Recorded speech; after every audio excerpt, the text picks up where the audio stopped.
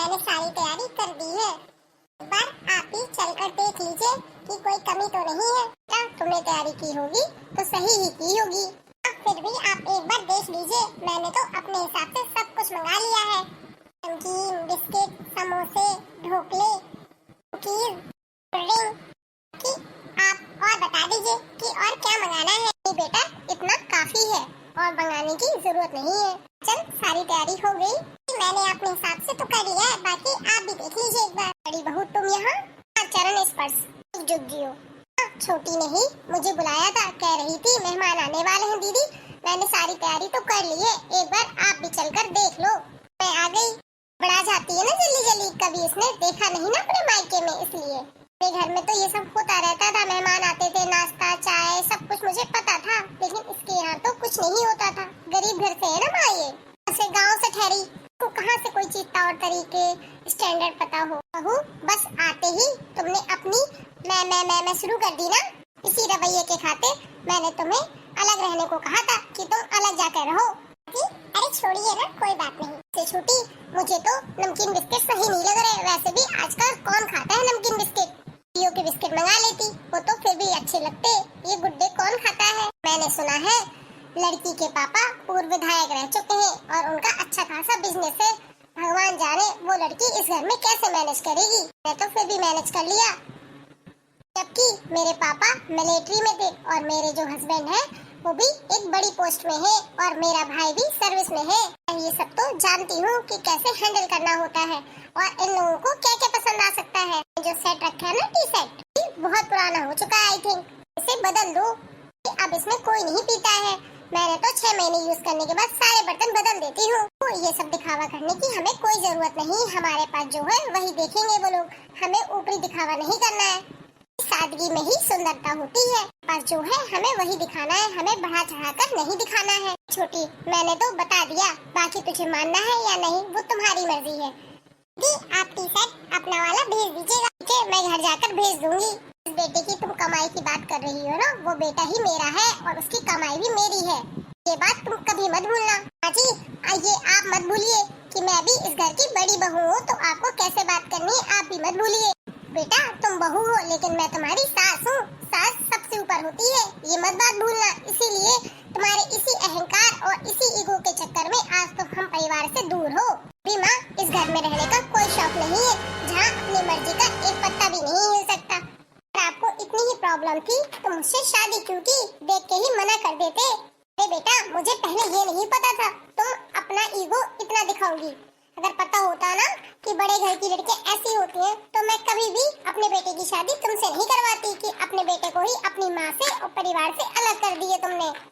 लेकिन मुझे समय रहते समझ आ गया कि बड़े घर की और बड़े सिटी की बहुएं घर को संभाल नहीं सकती। इसलिए मैंने अपने दूसरे बेटे की शादी टाउन में की, ताकि बहू हमारे घर में अच्छे से ढल पाए। छोटी, मैं टी शर्ट भेज दूंगी, बाकी तुम देख लेना तुम्हें क्या करना है। बड़ी आई मुझे सबक सिखाने वाली। देखा तो है नहीं स्टैंडर्ड कि होता क्या है। मैं भी किचन में जाकर काम कर लेती हूँ, कुछ काम बाकी है। ये बेटा जी, काम तो हो गया। मुझे तो लगा था बात बिगड़ जाएगी, लेकिन मैं संभल गई लास्ट मोमेंट पे। छोटी बहू, ओ छोटी बहू, कहाँ हो? जी, आपने बुलाया बेटा? मैं ये कह रही थी, अब तो तुम्हारे छोटे देवर की शादी तय हो गई है। तुम्हारी नन आने वाली है, तो 10-15 दिन तो वो रहेगी। तो उसके लिए ना अपने कमरे का कबर्ड खाली कर दो तुम। ये दिन रहना है तो कहाँ तक वो सूटकेस खोलती रहेगी। इससे अच्छा है कि वो सारा सामान तुम्हारी अलमारी में रख देगी, तो भी वो सामान लाएगी। माँ जी, मैं अपनी अलमारी का सामान कहाँ रखूंगी? मेरे पास तो माँ एक ही अलमारी है जिसमें सारा सामान पहले से ही है। कोई जगह भी नहीं है कि सामान रख पाए। इतनी बड़ी तो अलमारी है, तूने बेकार से सामान से उसको भर रखा है, तो उसको बाहर कर दे। सारा स्टोर रूम में रख दो, खूब जगह हो जाएगी। कार की फालतू की चीजें रखे हैं वहाँ पर। जी, वो कबाड़ नहीं है, वो मेरे मायके की यादें हैं। मैं स्टोर रूम में नहीं रखूंगी। मेरी कुछ चीजें हैं जो दिल से जुड़ी हुई है, अपने से जुदा नहीं कर सकती मैं। चीजें माँ अनमोल होती हैं, जिनका कोई मूल्य नहीं होता। जी, उन चीजों को देखकर मुझे अपने बिताए हुए खास पल याद आते हैं। जब मैं अपने मायके के आंगन में उन गुड़ियों के साथ खेलती थी, मेरी दादी हंसती थी मुझ पर और कहती थी, क्या इस मैं कह देती थी हाँ मैं इन्हें अपने ससुराल ले जाऊंगी, लेकिन तब सब लोग हंसने लगते थे। मेरी दादी को लगता था मैं इन सब में अपना समय बर्बाद न करके कुछ घरेलू चीजें सीख लूं जो शादी के बाद काम आएंगी। सब मेरी मायके की माँ सुनहरी यादें हैं। बीता हुआ कल है माँ जी, से इस तरह भुला नहीं सकती हूँ। मैं ये सारा सामान घर में नहीं रखने दूंगी। मैंने कह दिया ना, ये सामान घर में नहीं रहेगा। ये समझ रही है एक बात, घर में आते ही तुम बहुत मनमानी करने लगी हो। सारा सामान वही क्यों नहीं छोड़ कर आई? वो क्या करेंगे, उनका क्या काम है? तो फिर तुम इन्हें स्टोर रूम में रखवा दो। नहीं माँ जी, ये कोई सामान या निर्जीव चीज नहीं है जिसे मैं स्टोर रूम में रख दूं। मायके में बिताए हुए पलों की यादें हैं माँ जी, मैं उन्हें इस तरह छोड़ नहीं सकती, पर मैं धूल नहीं चढ़ने दूंगी। सारा सामान मेरे कमरे में ही रहेगा माँ जी। ससुराल में आखिर ऐसा क्यों होता है? तो बहू के लिए सम्मान होता है, तो उनके मायके से आए हुए सामानों की कोई कीमत होती है उनकी नजरों में। मैंने न जाने कितने सालों से संजो कर रखा है माँ जी। आप कह रही हैं मैं इन्हें कबाड़ के रूप में बाहर रख दूं? माँ जी, आपके बक्से में भी तो नानी की दी हुई चीजें रखी हैं। नेकलेस, गहने, कपड़े, स्वेटर, फोटो फ्रेम भी है। लिखी हुई कविताएं हैं, उनसे बने हुए स्वेटर, शॉल, थालपोश आपने शादी से पहले चीजें बनाई थी, मैं भी तो संभाल कर रखा है। आप अपनी मायके की चीजों को अच्छे से रख सकती हैं। माँ जी, मैं क्यों नहीं रख सकती? बहू, तू बिल्कुल सही कह रही है। ये कैसे भूल गई कि मायके की दी हुई चीजें बहुत ही अनमोल और खास होती हैं और दिल के बहुत ही करीब होती हैं। तो मुझे माफ कर दो, मैंने तेरा बहुत दिल दुखाया। नहीं मम्मी जी, आप मुझसे माफी मत मांगिए। के हाथ सिर्फ आशीर्वाद देने के लिए उठने चाहिए, न कि माफी मांगने के लिए। बहू, तुम तो बहुत ही समझदार हो। भगवान करे तुम ऐसे ही सदा खुश रहो, खुशियों को किसी की नजर न लगे। वाह सरला, मैंने तो ये सुना है कि तुमने अपनी बहू के लिए उसकी मायके की आई हुई चीजों के लिए एक अलग से कमरा बनवाया है। जी जी, आपने सही सुना है। अपनी बहू का कितना ख्याल रखते हैं। भगवान करे ऐसी सास सबको मिले। अभी अपनी बहू के लिए ऐसे ही अलग से कमरा बनवाऊंगी उसकी मायके की आई हुई चीजों के लिए। तो इस शुभ अवसर में बहू से एक गाना तो बनता है। बहू रानी जी, सुना दीजिए आप। हाँ, क्यों नहीं। मेरी बहू थोड़ा ना किसी काम में पीछे है। मेरी बहू हर चीज में होशियार है।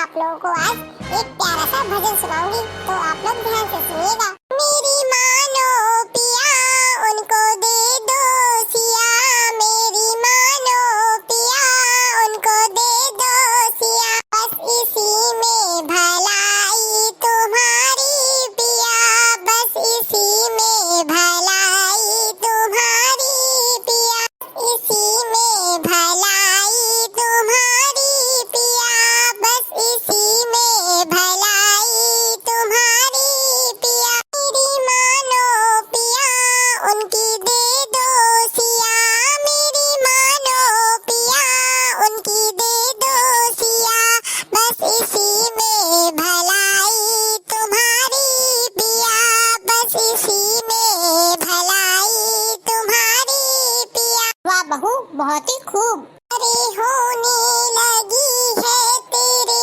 साने की, अति कौने करी ऐसी कुमति भरी, मति कौने हरी ऐसी कुमति भरी, बस इसी में भलाई तुम्हारी पिया, बस इसी में भलाई तुम्हारी पिया। मेरी मानो पिया उनकी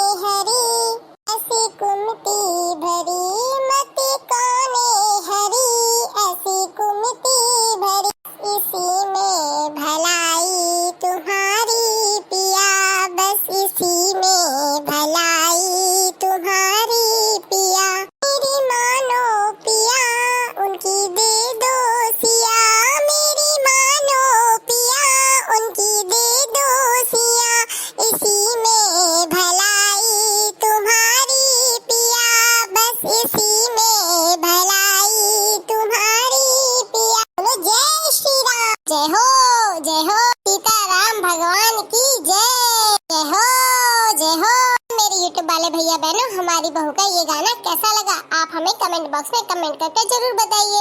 और वीडियो अच्छी लगी है तो वीडियो को लाइक करिए, कमेंट करिए और शेयर करिए और बेल आइकन को प्रेस करना ना भूलें।